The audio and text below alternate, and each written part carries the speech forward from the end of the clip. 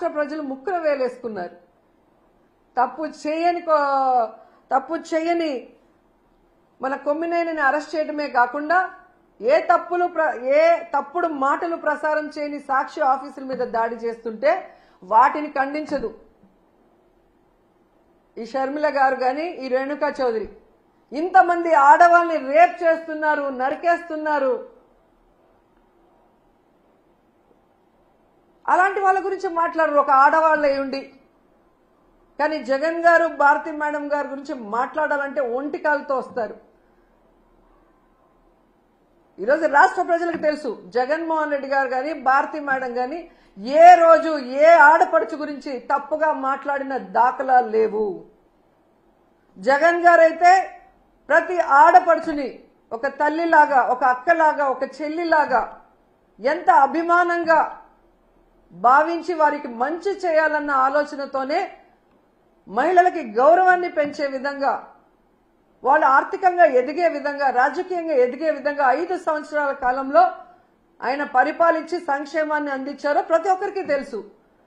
అలాంటి గొప్ప వ్యక్తిని టార్గెట్ చేసి ఈరోజు మాట్లాడుతున్న మాటలు చూస్తుంటే రక్తం మరుగుతుంది. చాలా తప్పు చేస్తున్నారు తెలుగుదేశం పార్టీ వాళ్ళు.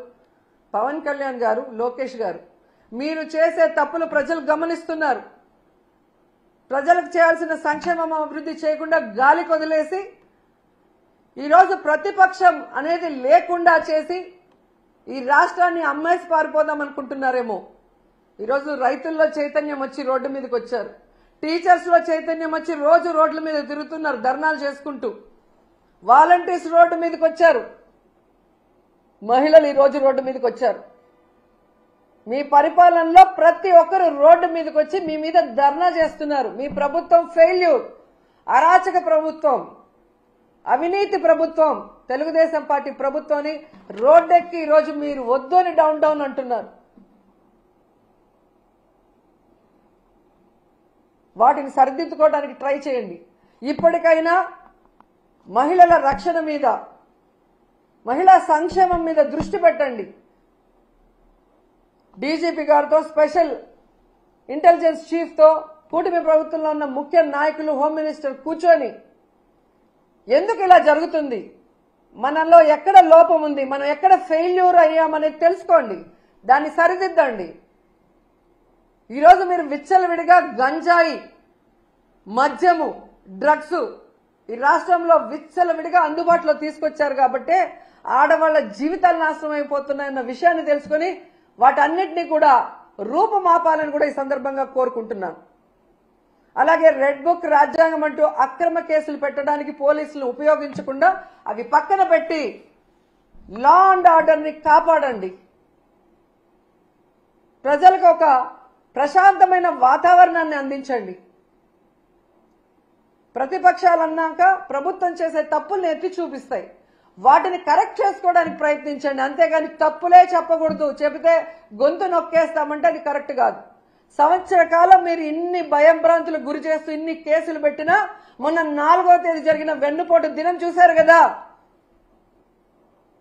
ఏ విధంగా జనాలు బయటకు వచ్చి మీ మీద వ్యతిరేకతతో, మీ మీద అసహ్యంతో మీరు వద్దు అని చెప్పి రాష్ట్ర వ్యాప్తంగా నిరసనలు చేశారో గమనించండి.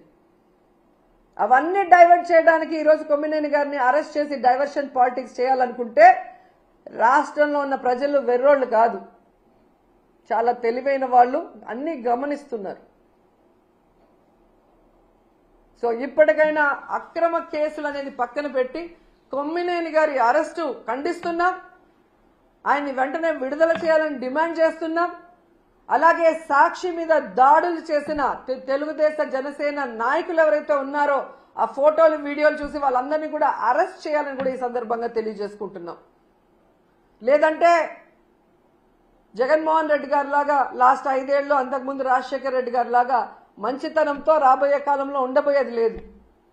10 ఏళ్లలో మీరు ఎంత మాట్లాడినా మిమ్మల్ని పట్టించుకోలేదు, కానీ ఈ రోజు పట్టించుకుంటాము అని కూడా మీకు హెచ్చరిస్తున్నాం. వెంటనే అనంతపూర్లో తన్మయ్య అనే అమ్మాయికి అన్యాయం జరిగింది, దానికి కారణం ఎవరు అని చెప్పామని వాళ్ళ తల్లిదండ్రులు క్లియర్గా నిన్న ఇంటర్వ్యూలో చెప్పారు. వాళ్ళని పట్టుకొని అమ్మాయిని చంపింది ఎవరో తెలుసుకొని ఇప్పటికైనా అమ్మాయి ఆత్మ శాంతించాలంటే తప్పు చేసిన వాళ్ళని శిక్షించండి, ఆ కుటుంబానికి అండగా నిలబడండి.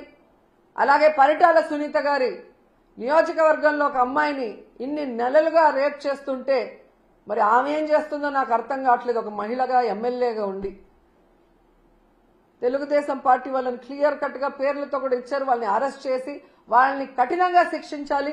ఇక మీదట మహిళలకి ఇలాంటివి జరగకుండా రక్షణ కల్పించే దిశగా దిశ యాప్ కానీ దిశ చట్టంతో గతంలో మేము ఎలా కంట్రోల్ చేశామో అలా మీరు చెయ్యాలి. వాటిని నిర్వీర్యం చేసి మహిళల జీవితాలతో చెలగాట మాడితే మాత్రం ఒప్పుకునే పరిస్థితి లేదు అని చెప్పి హెచ్చరిస్తున్నాం.